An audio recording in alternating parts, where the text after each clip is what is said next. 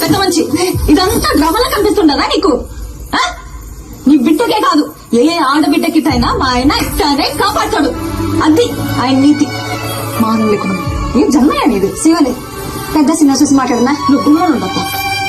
నీ కొడుకునంటే నువ్వు ఊరుకుంటావేమో గాని ఎవడైనా నా మొగుడినంటే నేను ఊరుకున్నదే లేదు.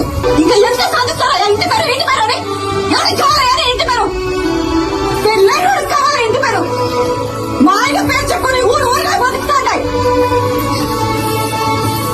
ఎవరా? పుష్ప మేనేజర్. నువ్వు పుష్ప ఫ్రెండ్. ఇదా ఎవరినైనా అడిగినా వాళ్ళ పేరు చెప్పుకో. పుష్ప మంచి అని చెప్పుకుంటారు. ఇదంతా ఎందుకయ్యా? ఈయనెవరు?